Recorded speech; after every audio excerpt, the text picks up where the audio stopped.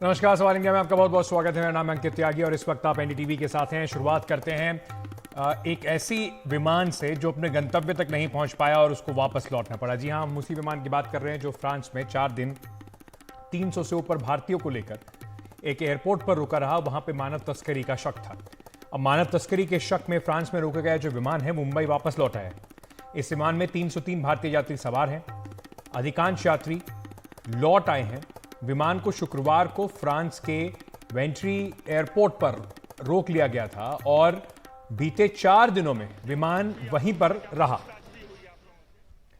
Paris में भारतीय दूतावास के अधिकारियों और फ्रांसीसी एजेंसियों ने इस मामले की जांच की है। जांच के बाद फ्रांस की एक कोर्ट के आदेश पर विमान को उड़ान भरने की इजाजत दी गई। कल ये जो विमान है वहां से रवाना हुआ और आज तड़के मुंबई एयरपोर्ट पर यह विमान पहुंचा था। जरा क्या है पूरा मामला एक बार तफसील से आपको दोबारा से याद दिला देता हूं, समझा देता हूं। दुबई से निकारागुआ, जो साउथ अमेरिका में एक देश है, वहां पर यह विमान जा रहा था। रोमानिया की एक कंपनी लेजेंड एयरलाइंस का यह चार्टर्ड विमान था। इस विमान में 303 यात्री सवार थे। फ्रांस में तेल भरवाने के लिए जब दुबई से ये उड़ा तो फ्रांस में रुका, जहां पर इसको तेल भरवाना था, रिफ्यूलिंग जिसको कहते हैं वो करनी थी। पूर्वी फ्रांस के वेंट्री हवाई अड्डे पर यह विमान रुका था।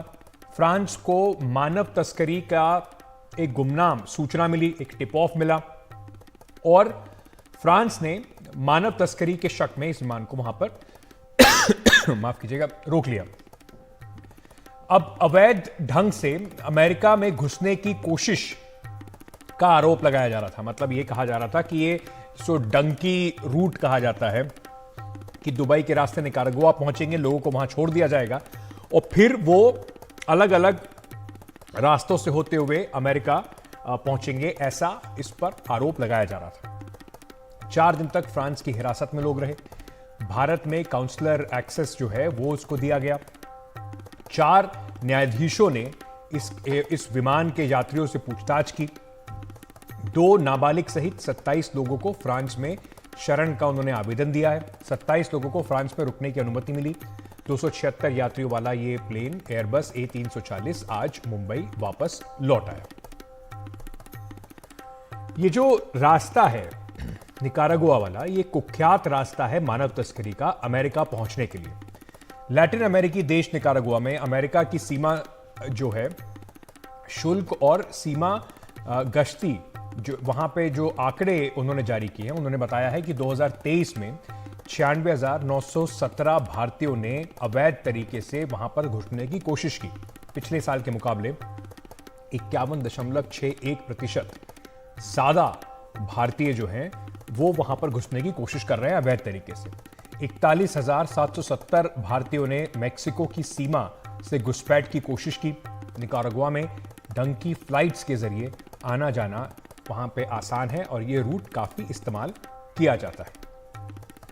जरा मैं आपको हमारे सहयोगी सुनील जब एयरपोर्ट पहुंचे थे और ये यात्री वापस निकल रहे थे, यहाँ पे इमिग्रेशन ने भी उनसे बातचीत की, CISF ने जो सुरक्षा है उन्होंने भी इन यात्रियों से बातचीत की, इनकी जांच की गई और उसके बाद इनको जाने दिया गया। सुनील ने एक रिपोर्ट भेजी है, वो जरा आपको दिखाते हैं कि एयरपोर्ट पर क्या हुआ जब ये लोग उतरे। गुरुवार 21 दिसंबर को फ्रांस के वेंट्री एयरपोर्ट पर दुबई से निकारागुआ जा रहा एक विमान वहां पर डिटेन किया गया और शक ये था कि उस विमान में जो लोग सवार थे उनकी मानव तस्करी हो रही थी। यानी वो लोग निकारागुआ से होकर US या फिर कनाडा में कहीं ना कहीं अवैध रूप से जाने की फिराक में थे। उस सूचना के मिलने के बाद वेंट्री एयरपोर्ट पर ही उस विमान को डिटेन किया गया। जो उसमें 303 यात्री सवार थे, सभी से लगातार पूछताछ होती रही। उसमें से 2 लोगों को डिटेन करके उनसे पूछताछ की गई क्योंकि शक था कि शायद वो जो है इस पूरे जो संदेह है उसके मास्टरमाइंड हो सकते हैं। बहरहाल 4 दिन की पूछताछ के बाद वो उसमें, चूंकि उस विमान में जो 303 यात्री थे उसमें ज़्यादातर जो है कि भारतीय थे, तो जो उन लोगों को ज़्यादातर जो भारतीय थे उसमें से जो जानकारी आ रही है कि 276 लोगों को फ्रांस से उसी विमान के जरिए रोमानिया के लेजेंड एयरलाइन से वापस मुंबई भेज दिया गया। आज सुबह 4 बजे वो विमान यहाँ पर मुंबई इंटरनेशनल एयरपोर्ट पर लैंड हुआ और जो लोग थे उनके इमिग्रेशन में जो कागज़ों की जांच पड़ताल की गई और बाद में एक एक करके सभी को यहाँ से धीरे धीरे भेज दिया गया। दरअसल हम यहाँ पर आए थे कि जो यात्री थे, जो एक तरह से अगर मानव तस्करी हुई है तो उसके जो पीड़ित हैं उनसे बात कर सकें, उनसे समझ सके कि आखिर कैसे वो यहाँ हिंदुस्तान में एक दूसरे के संपर्क में आए, कौन उनको एकत्रित कर रहा था, हिंदुस्तान से कैसे वो दुबई गए और दुबई से फिर निकारागुआ गए और किस तरह से एक तरह से क्या वो ठगे गए हैं या वो साजिश के शिकार हुए हैं, ये सब जानकारियाँ उनसे लेनी थी। लेकिन चूँकि कोई भी जो शख्स से यहाँ पर से निकले वो सामने आए थे, जब हम लोग उन्हें उनसे जानना चाहा तो उन्होंने कह दिया कि हम फ्रांस से नहीं आए हैं। कोई भी उस बात को मानने के लिए तैयार नहीं था। एक जो है सिख युवक है, उन्होंने ज़रूर माना कि हाँ हम वहीं से आए हैं, लेकिन उन्होंने कहा कि हम बात नहीं करना चाहते हैं। तो कोई भी शख्स उस पर चूँकि बात नहीं किया, इसलिए सवाल अभी तक बना हुआ है कि कैसे इतनी बड़े संगठित तरीके से मानव तस्करी हो रही है कि पूरे हिंदुस्तान के अलग अलग राज्यों से जो अभी तक कुछ पंजाब के सिख युवक मिले हैं, गुजरात के कुछ युवक मिले, कुछ दक्षिण भारतीय भी बताए जा रहे हैं। तो ये जो लोग हैं कैसे कौन इन्हें एकत्रित कर रहा है और कैसे अवैध तरीके से पैसे देकर ये बिना किसी दस्तावेज के विदेश जा रहे हैं और कोशिश कर रहे हैं कि जाके विदेशों में जाके कहीं से कहीं बच सके। और इतनी बड़ी जो एक तरह से हम कह सकते हैं कि साजिश है, इस तरह बड़ा एक ऑर्गेनाइज सिंडिकेट है कि दुबई से एक चार्टर प्लेन किया जाता है रोमानिया के लीजेंड एयरलाइंस का, और उस चार्टर प्लेन के जरिए 303 लोगों को भरकर दुबई से निकारागुआ ले जाया जाता है। हालांकि भनक लग गई कुछ सुरक्षा एजेंसियों को जब बैटरी एयरपोर्ट पर विमान उतरा था ईंधन लेने के लिए, और तब उसकी जांच की गई तो ये मामला सब सामने आया है। लेकिन सवाल ये भी है कि इतनी बड़ी साजिश में आखिर कौन शामिल था और कैसे ये ऑर्गेनाइज सिंडिकेट की तरह काम कर रहा है, लोगों को ह्यूमन ट्रैफिकिंग की जा रही है, और यहाँ पर जो लोग आए हैं उनका क्या रोल था, और यहाँ पर जो सुरक्षा एजेंसियाँ ने प्राथमिक तौर पर पूछताछ की है तो क्या कहीं इन लोगों का भी कोई रोल पाया है, क्या यहाँ पर भी कोई अपराध दर्ज बनेगा या नहीं बनेगा, ये सब कई सवाल है। लेकिन चूंकि कोई न तो अथॉरिटी इस पर कुछ बोल रही है और न ही जो यात्री हैं जो कि कह सकते हैं कि एक तरह से पीड़ित है इस पूरे मामले में, कहीं ना कहीं शिकार हुए हैं, वो भी इस पर कुछ बोलने के लिए तैयार नहीं है। लिहाजा जो है कि मामला अभी भी रहस्यमय बना हुआ है और कई सवाल हैं जिनका जवाब मिलना अभी बाकी है। मुंबई से कैमरामैन संजय मंडल से सुनील सिंह, एनडीटीवी इंडिया के लिए। तो ये जो पूरा मामला है चौंकाने वाला मामला है, साथ ही साथ आपको ये भी बताता है कि कितने सारे लोग भारत देश में अभी भी विदेश जाने के लिए कितना बड़ा जोखिम उठा रहे हैं, किस तरीके से वो विदेशों में अपना बेहतर जीवन बिताने के लिए कोशिश करके वहां पर पहुंच रहे हैं, वहां पर जा रहे हैं। एक और खबर है जिसके ऊपर अब रुख करते हैं। भारत आ रहे MV प्लूटो नाम का एक मर्चेंट शिप जिस पर लाल सागर में ड्रोन हमला हुआ था, अब भारतीय नौसेना ने उसकी पुष्टि कर दी है। यह ड्रोन हमला भारतीय सीमा से करीब 400 किलोमीटर दूर हुआ था, जिसके बाद जहाज मुंबई लौट आया। नौसेना की एक्सप्लोजिव्स टीम ने हमले की जांच की और अब फोरेंसिक और तकनीकी जांच की जाएगी, जिसके बाद नौसेना कई एजेंसियों के साथ एक संयुक्त टीम बनाकर काम कर रही है। यह मर्चेंट शिप सऊदी अरब से भारत आ रहा था। अब इस जहाज का सारा सामान दूसरे जहाज में शिफ्ट किया जाएगा।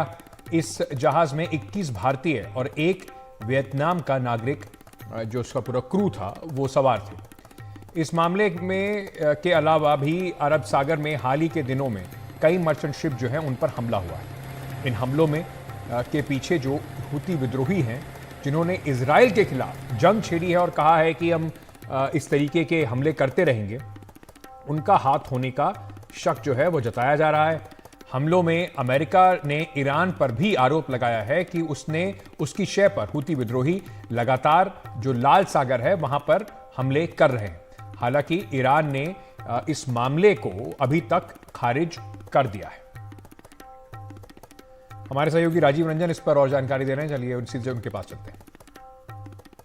देखिए, अभी जो जानकारी मिल पा रही है, तेल टैंकर था और जिसमें जो है ड्रोन से हमला किया गया और नेवी जो है सारे पहलुओं की जांच कर रही है कि नुकसान हुआ तो कितना हुआ, डेब्री इकट्ठा करके जांच कर रही है।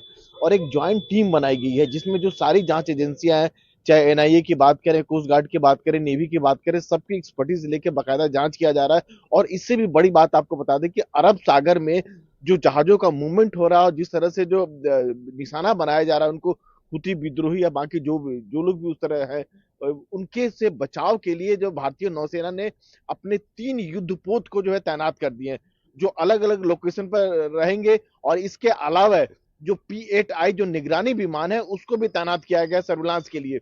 यानी 3 युद्धपोत को तैनात किया गया। ये अपने आप में बहुत बड़ी बात है। आईएनएस मोरमुगाओ है, आईएनएस कोच्चि है, आईएनएस कोलकाता है और P-8I, मतलब अरब सागर में कम से कम भारत अब कोई जहाज कोई आ रहा है और अगर कोई उसको निशाना बनाएगा तो उसकी खैर नहीं है।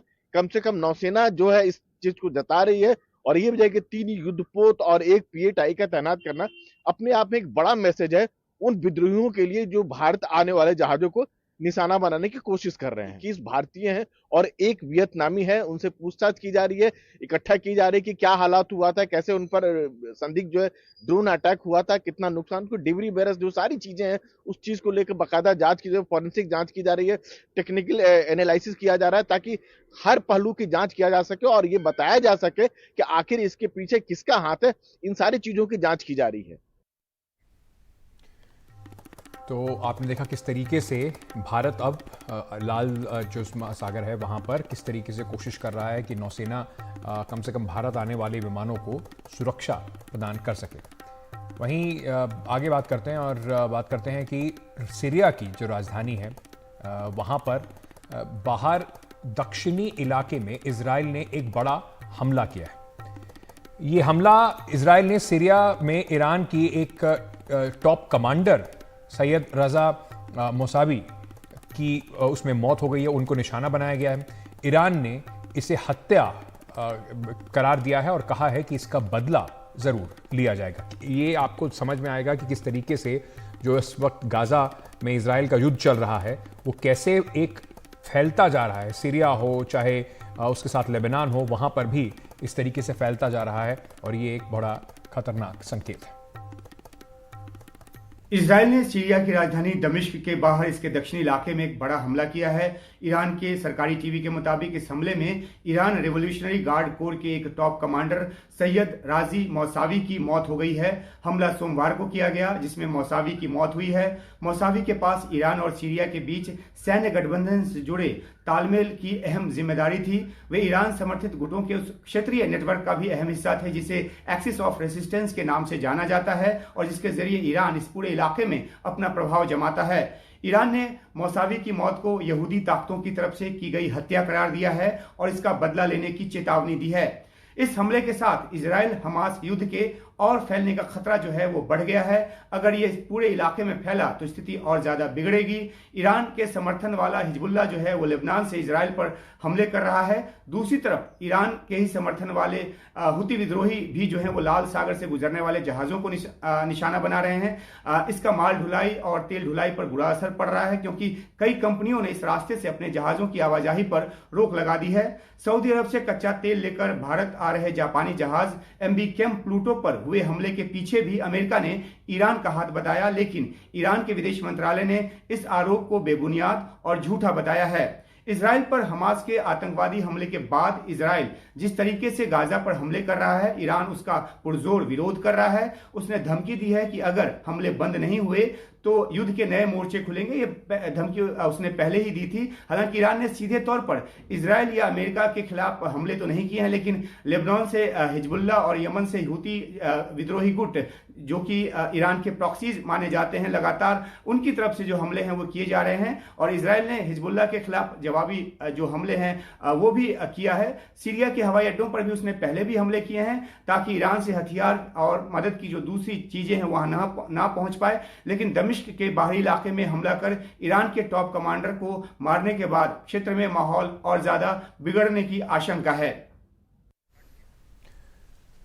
चलिए अब इसके बारे में थोड़ा देश के बारे में बात कर लेते हैं। नेशनल कॉन्फ्रेंस के प्रमुख फारूक अब्दुल्ला ने केंद्र की मोदी सरकार पर निशाना साधते हुए कहा है कि भारत और पाकिस्तान के बीच विवादों को सुलझाने के लिए बातचीत करना बेहद जरूरी है।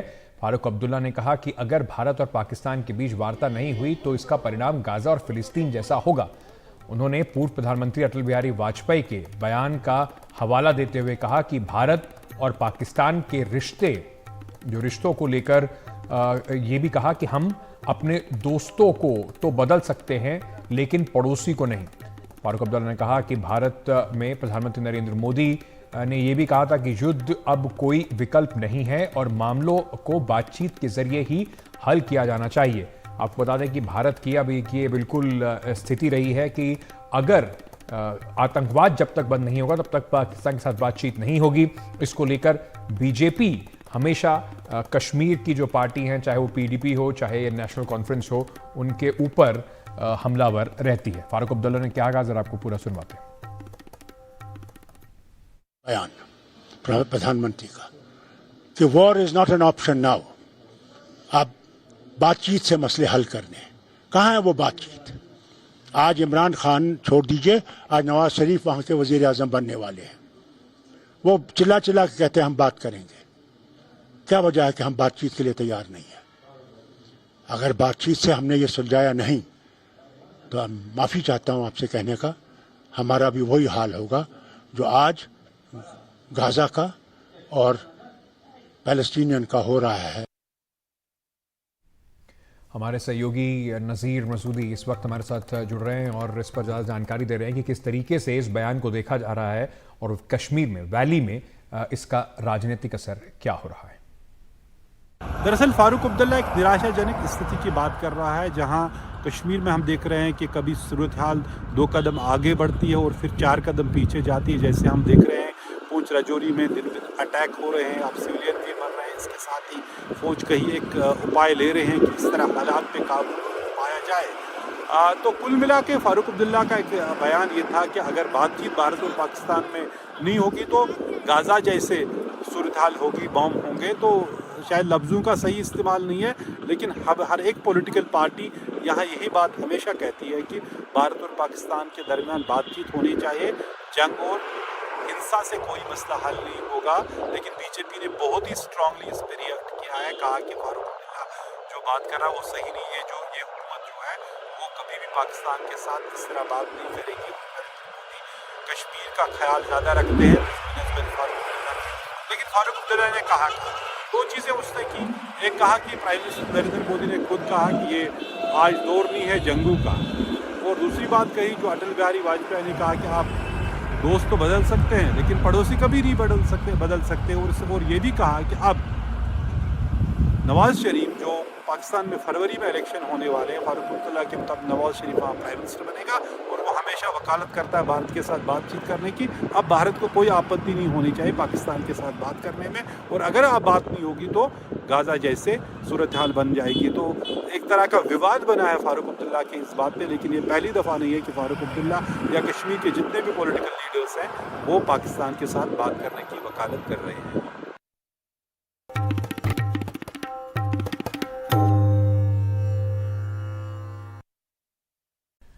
राम मंदिर में प्राण प्रतिष्ठा कार्यक्रम के लिए विभिन्न दलों के नेताओं को न्योता दिया गया है। वीएचपी के नेता विभिन्न दलों के नेताओं से मिल रहे हैं। लेफ्ट पार्टीज ने कहा है कि वो इसमें शामिल नहीं होंगे। सीपीएम महासचिव सीताराम येचुरी ने न्योता उन्हें दिया गया, लेकिन उन्होंने ये बात साफ की कि उनकी पार्टी आधिकारिक तौर पर इस कार्यक्रम में हिस्सा नहीं लेगी। सीपीएम नेता वृंदा करात ने ये भी कहा कि उनकी पार्टी धर्म की राजनीति को नहीं मानती, वो धर्म को राजनीति से नहीं जोड़ना चाहते और इस पर वो भरोसा भी नहीं रखते। इसके लिए उनकी पार्टी ने इस कार्यक्रम में नहीं जाने का फैसला किया है। वहीं सीताराम येचुरी ने कहा कि उन्हें न्योता तो मिला, लेकिन किसी ने उनसे अब तक जो कॉन्फर्मेशन है वो नहीं मांगा है। ये आमंत्रण हम स्वीकार किए, उसके बाद हमने उन्होंने पूछा नहीं आएंगे या नहीं आएंगे, तो उसको जवाब नहीं दिया। अब ये बाकी ये जो प्रचार जो चल रही है, लेकिन इसके अंदर एक बात स्पष्ट रखना चाहूँगा मैं। देखिए, धर्म जो है वो एक पवित्र संबंध है एक आत्मा और एक परमात्मा के बीच में। कौन होगा परमात्मा जिसके अंदर आस्था है हर व्यक्ति का, वो आस्था का हम पूरी की पूरी इज्जत करते हैं, संरक्षण करते हैं, वो अधिकार का हर इंसान के लिए। तो जहाँ तक आस्था और धर्म की बात है, उनके लिए हमारा पूरा का पूरा इज्जत है, रेस्पेक्ट। इसमें कोई बहुत अचंभा करने वाली बात नहीं है, क्योंकि जो ऑर्गेनाइजर्स हैं उन्होंने सबको न्योता दिया है, लेकिन पहुंचेंगे वही जिन्हें राम ने बुलाया है। तो इनको राम जी ने नहीं बुलाया है। ऐसे लोगों को भगवान भी नहीं चाहते आए। वहीं प्रधानमंत्री नरेंद्र मोदी शनिवार को अयोध्या का दौरा करेंगे। शनिवार की सुबह 11 बजे प्रधानमंत्री अयोध्या रेलवे स्टेशन का जो काम चल रहा है, पुनर्निर्माण जो हो रहा है, उसका विकास हुआ है, उसका उद्घाटन करेंगे। प्रधानमंत्री नरेंद्र मोदी वहां ट्रेनों को हरी झंडी भी दिखाएंगे। इसके बाद दोपहर 12:15 बजे प्रधानमंत्री अयोध्या एयरपोर्ट का उद्घाटन करेंगे। इन दोनों प्रमुख कार्यक्रमों में के अलावा शहर में कुछ और परियोजनाओं का शिलान्यास और उद्घाटन भी प्रधानमंत्री नरेंद्र मोदी करेंगे।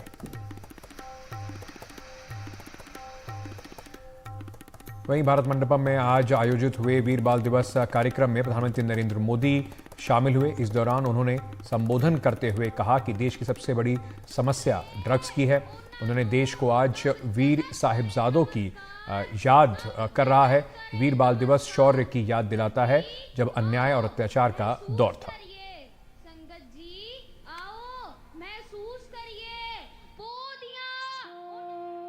स्टार्टअप कल्चर के बारे में कम ही लोग जानते थे।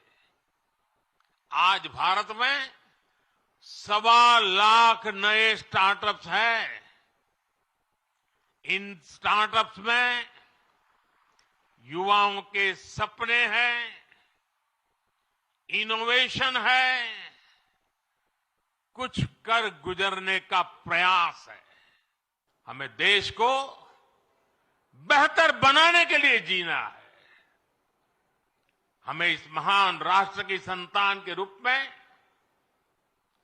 देश को विकसित बनाने के लिए जीना है, जुटना है, जूझना है और विजयी होकर के निकलना है। देश को नया जंगी जहाज INS इम्फाल आज मिल रहा है। आज भारतीय नौसेना में इसको शामिल किया जाएगा। इस दौरान हुए कार्यक्रम में रक्षा मंत्री राजनाथ सिंह मौजूद रहे। उनके अलावा महाराष्ट्र के मुख्यमंत्री एकनाथ शिंदे और मणिपुर के मुख्यमंत्री R बीरेन्द्र सिंह भी इस कार्यक्रम में शामिल हुए।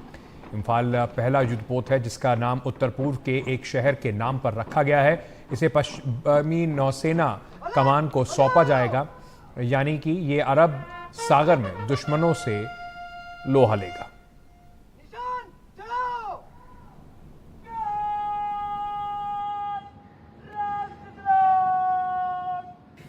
आज INS इम्फाल की कमीशनिंग के शुभ अवसर पर आप सभी के बीच उपस्थित होकर मुझे अत्यंत गौरव की अनुभूति हो रही है। INS इम्फाल का भारतीय नौसेना में शामिल होना रक्षा क्षेत्र में भारत की आत्मनिर्भरता का यह जीता जागता प्रमाण है।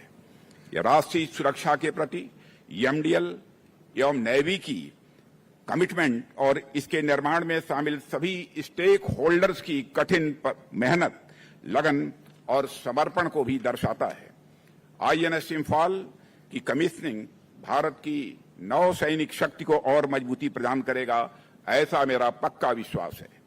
साथियों, INS इम्फाल की विशेषताओं पर यदि हम गौर करें तो हम पाएंगे कि इसका खुद का नाम इम्फाल के नाम पर रखा गया है, जो नॉर्थ ईस्ट की ग्लोरी को प्रदर्शित करता है। इसका सैंक्शन दिल्ली में हुआ, जो उत्तर भारत में है। जिस प्रोजेक्ट के अंतर्गत INS इम्फाल आता है, उस 15B प्रोजेक्ट में देश के 4 बड़े शहर यानी विशाखापट्टनम, मुर्मुगांव, इम्फाल और सूरत के नाम आते हैं। INS इम्फाल खुद विशाखापट्टनम क्लास के अंतर्गत आता है, जो दक्षिण भारत को रिप्रेजेंट करता है। इसे बनाया गया है मझगांव डाक शिप बिल्डर्स के द्वारा, जो मुंबई यानी पश्चिमी भारत में है। तो यह कहा जा सकता है कि उत्तर दक्षिण, पूरब पश्चिम, हर जगह का प्रताप INS इम्फाल में शामिल है, जो भारत की एकता और अखंडता को दर्शाता है। अब 7,400 टन वजनी INS इम्फाल युद्धपोत पूरी तरह से देश में तैयार हुआ है और इसमें लगी जो 75% सामग्री है वो भी देश के अंदर ही बनी है। ब्रह्मोस मिसाइल से लैस ये युद्धपोत 56 किलोमीटर प्रति घंटे की रफ्तार से चल सकता है।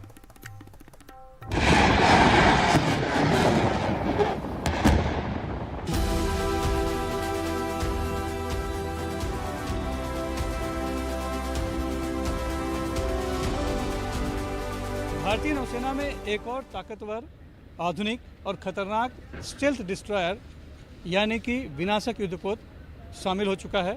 नाम है INS Imphal. INS Imphal Visakhapatnam class का तीसरा गाइडेड मिसाइल डिस्ट्रॉयर है।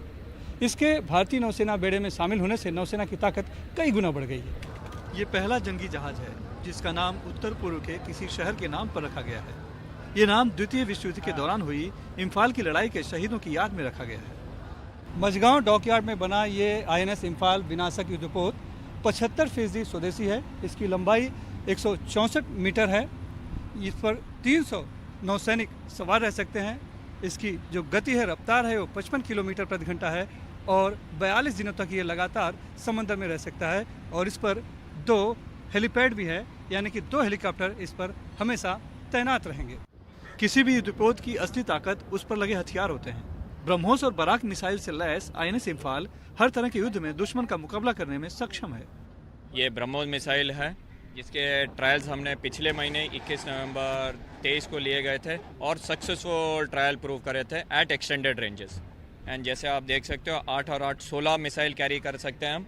और ब्रह्मोस एक यूनिवर्सल मिसाइल है जो कि anti ship as well as land attack के रोल में यूज़ करी जा सकती है। ये बराक 8 मिसाइल है या MR SAM है जो कि medium range surface to air missile है, जिसके द्वारा हम सारे एरियल टारगेट्स जो कि एयरक्राफ्ट, मिसाइल हो या UAV को शूट डाउन करा जा सकता है। और ये जो फिटेड है यहाँ, ये इंडिजिनियस रॉकेट लॉन्चर है जो कि एंटी सबमरीन वॉरफेयर या दुश्मन की पनडुब्बी के अगेंस्ट अटैक करने के लिए यूज़ करा जा सकता है। और अर्जेंट अटैक वेपन का ये प्राइमरी हथियार है फॉर एंटी सबमरीन वॉरफेयर। पिछली दिशा में हमारे पास ITTL और इंडिजिनियस टॉर्पेडो ट्यूब लॉन्चर्स हैं जिससे हम टॉर्पेडो फायर कर सकते हैं, जो कि एक डेलिब्रेट अटैक वेपन है जिससे एक टॉर्पेडो फायर करने से एक पनडुब्बी अगर उसमें जाकर हिट करती है तो पक्का ये पनडुब्बी डूब जाएगी। युद्धपोत के अंदर की दुनिया किसी भूल भुलैया से कम नहीं होती। तो आइए चलते हैं युद्धपोत के अंदर। यह है आईएनएस इम्फाल का ब्रिज यानी कंट्रोल रूम। ये एनालॉग के साथ पूरी तरह से डिजिटल बनाया गया है, जो इसे विश्व में तकनीकी रूप से उन्नत जहाजों में से एक बनाती है। हमारे पास बहुत सारी इंफॉर्मेशन फ्रॉम वेरियस सेंसर्स आते हैं। तो ये जो हमारा सिस्टम है इसको हम IBS बोलते हैं, इंटीग्रेटेड ब्रिज सिस्टम। इस क्लास ऑफ शिप में हमारे जितने भी इंटरनल सेंसर्स लाइक GPS हो गया, हमारा AIS हो गया, ऑटोमेटिक आइडेंटिफिकेशन सिस्टम, हमारा लॉग्स हो गया फॉर गेटिंग हमारी स्पीड बताने के लिए, हमारा जायरो हो गया हमारी दिशा बताने के लिए, ये सारे के सारे जो हमारे सेंसर्स है वो इसके साथ कनेक्टेड है। तो एक ऑफिसर ऑफ द वॉच यहाँ पे खड़े होकर अपने पूरे सेंसर्स की इंफॉर्मेशन को एक तरीके से देख सकता है। इसका काम क्या है? इसका काम उस दिशा और बेरिंग लेने का है, उस ऑब्जेक्ट और मतलब इसमें से दिखता है। इससे आपको, आप देखेंगे तो आपको इससे ये न्यूमेरिकल वैल्यूज दिख रही होंगी, इससे आपको बेरिंग्स दिखेंगे। अच्छा, नंबर्स दिखते हैं, इससे पता चलता है कि पोजीशन। यस। और यही चीज़ का भी जो नई चीज़ आई है वो ये है, this is OBD, optical bearing device. इसमें मैं जो भी बेरिंग लूँगा, मैं इसको क्लिक करूँगा तो सीधा का सीधा वो जो हमारी लाइन है वो हमारे electronic chart display information system में आ जाएगी। और सेम चीज़ जो हम चार्ट पे करते थे अब डिजिटली हम अपने इलेक्ट्रॉनिक डिस्प्ले इन्फॉर्मेशन चार्ट पे भी कर सकते हैं। अच्छा, ये बताइए, ये कुर्सी बहुत बड़ी है, आखिर किसकी कुर्सी है ये? हमारे कमांडिंग ऑफिसर की कुर्सी है। यहाँ पे हमारे कैप्टन बैठते हैं। और ये जो कुर्सी है, ये जो मैंने आपको इंटीग्रेटेड ब्रिज सिस्टम के बारे में बताया था उसी का पार्ट भी है। तो आप यहाँ पे ये डिस्प्ले देख पा रहे हैं।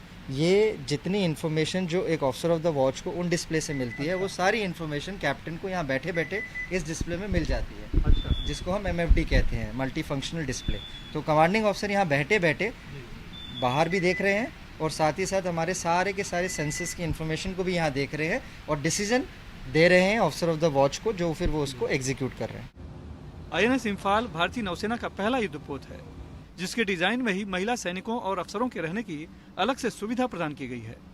ऐसा ये पहली बार हुआ है इंडियन नेवी में कि एक पहली बार पहले से ही डिज़ाइन किया गया, ऐसे मॉडिफिकेशंस लिए गए हैं कि विमेन अग्निवीर जो अभी हमारे ट्राई सर्विसेज में इंडक्ट की जा रही हैं, फॉर देम हमारे जहाज पे स्पेसिफिकली 12 बंक का एक मेस बनाया गया है उनके लिए, which also has a attached bathroom so that उनकी प्रिवेसी और उनकी डिग्निटी को मेंटेन किया जा सके। नॉट ओनली दैट, हमारे यहाँ 8 बंक्स का भी एक दूसरा जॉम एरिया है जो स्पेसिफिकली ऑफिसर्स के लिए केटर किया गया है, जहाँ पे women officers will be staying. उनके लिए भी we have cater for a specific attached bathroom जिसमें हर टाइप की सुविधाएं उनको प्रदान की गई हैं। INS इम्फाल पर 30 अफसर और 300 नौसैनिक तैनात रहेंगे। इसलिए इस युद्धपोत में सभी के भोजन की व्यवस्था के लिए अभी तक की सबसे आधुनिक गैली यानी कि रसोई घर बनाई गई है। अगर कोई बीमार होता है तो सिक बे में अत्याधुनिक उपकरणों से लैस ऑपरेशन थिएटर भी है। हम इस शिप में सारे मेडिकल और सारे सर्जिकल इमरजेंसीज को ट्रीटमेंट कर सकते हैं। ये हमारा एडवांस्ड ऑपरेशन थिएटर का टेबल है सर। ये स्पेसिफिकली शिप्स के लिए बना है क्योंकि जगह कम है यहाँ पर, तो we have to operate with the best equipments. और जो ये बेस्ट यहीं पर जरूरत पड़ी तो ऑपरेशन भी किया जा सकता है। यहाँ पर ऑन बोर्ड सर्जरी हम कर सकते हैं सर। ये हमारे OT लाइट्स हैं सर।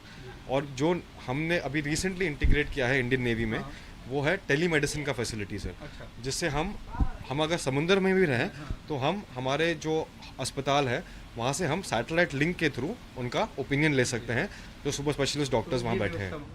किसी भी आपात स्थिति से निपटने के लिए युद्धपोत में डैमेज कंट्रोल रूम है। अगर जहाज में कहीं भी कुछ अनहोनी होती है तो निगरानी सिस्टम अलर्ट कर देता है। यहाँ पर हमारे पास बहुत सारे कंट्रोल पैनल्स और मॉनिटरिंग पैनल्स हैं। हमारे जहाज में 500 से ज़्यादा फायर डिटेक्टर सेंसर्स और 200 से ज़्यादा फ्लड सेंसर्स हैं, जिनका सबका फीड हमारे पास इस डैमेज कंट्रोल हेडक्वार्टर में आता है। आप ये मान के चलिए किसी भी जहाज में, किसी भी जहाज के किसी भी कोने में छोटी सी भी आग लगेगी या किसी भी कंपार्टमेंट में पानी भरेगा तो उसका इंडिकेशन हमारे डैमेज कंट्रोल हेडक्वार्टर में आएगा। फिर हमारी एक नौसैनिक का दल होता है जो कि हम यहाँ से उनको भेजते हैं कंपार्टमेंट में चेक करने के लिए कि सही में वहाँ पर फायर लगी है या फ्लडिंग हुई है। अगर वहाँ पर फायर हुई है तो बहुत ही अर्ली स्टेज में, बहुत ही पहले उसकी जानकारी हम पता कर सकते हैं। और हमारे पास पोर्टेबल फायर एक्सटिंग्विशर्स हैं पूरे जहाज में हमने रखे हुए हैं, जिसको यूज़ करके हम उस फायर और फ्लड को अपने नियंत्रण में कर सकते हैं। इम्फाल युद्धपोत की आधारशिला 19 मई 2017 को रखी गई थी और 20 अप्रैल 2019 को इसे समुद्र में उतारा गया था। ये युद्धपोत 28 अप्रैल 2023 को अपने पहली समुद्री परीक्षण के लिए रवाना हुआ था और तब से अभी तक यह बंदरगाह तथा समुद्र में परीक्षणों की एक व्यापक श्रृंखला से गुजर चुका है। इसे केवल 6 महीने की रिकॉर्ड समय सीमा के भीतर नौसेना को सौंप दिया गया है। समंदर के इस नए पहरे के नौसेना के बेड़े में शामिल होने से हिंद महासागर क्षेत्र में भारत की मारक क्षमता बढ़ गई है। इम्फाल एक फुल्ली कैपेबल वॉरशिप है जो कि full spectrum of naval operations में पार्टिसिपेट कर सकता है। Anti surface, anti air, anti submarine as well as electromagnetic spectrum में ये वॉरफेयर के कैपेबल है।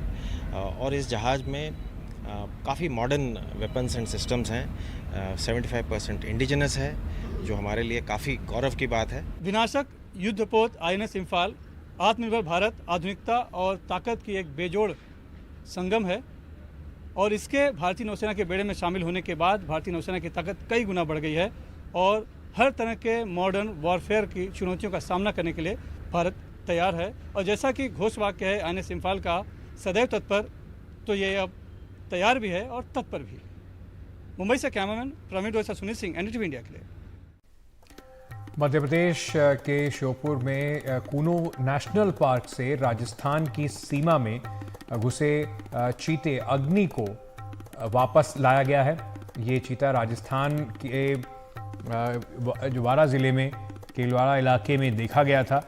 इसके बाद विशेषज्ञों की राय के मुताबिक उसे वहां से वापस अब लाया गया है। कूनो नेशनल पार्क में इसकी वापसी हो गई है। कूनो पहुंचते ही चीता विशेषज्ञों की टीम ने अग्नि की हेल्थ चेकअप किया। दरअसल 3 दिन पहले ये चीता कूनो नेशनल पार्क से निकल गया था।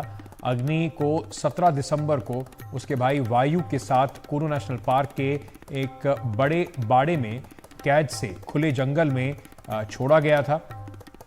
इससे पहले पवन नाम का भी एक चीता उत्तर प्रदेश के इलाकों में देखा गया था।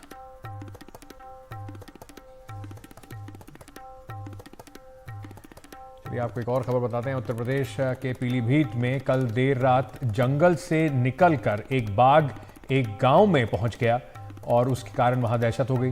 ये बाघ देर रात गांव के एक घर की दीवार पर आराम से बैठा रहा और इससे कुछ ही दूरी पर बैठे लोग उसे देखते रहे। धीरे धीरे बाघ को देखने वालों की संख्या बढ़ती गई, भीड़ जुट गई।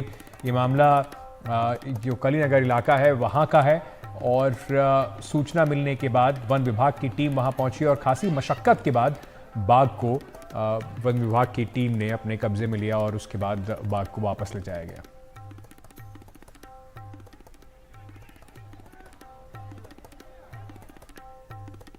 और जंगली जानवरों से जुड़ी हुई एक और खबर आपको बताते हैं। उत्तराखंड के हल्द्वानी में ग्रामीण क्षेत्रों में इन दिनों एक तेंदुए का आतंक मचा हुआ है, जिसके कारण आसपास के जो लोग हैं वो भयभीत हैं।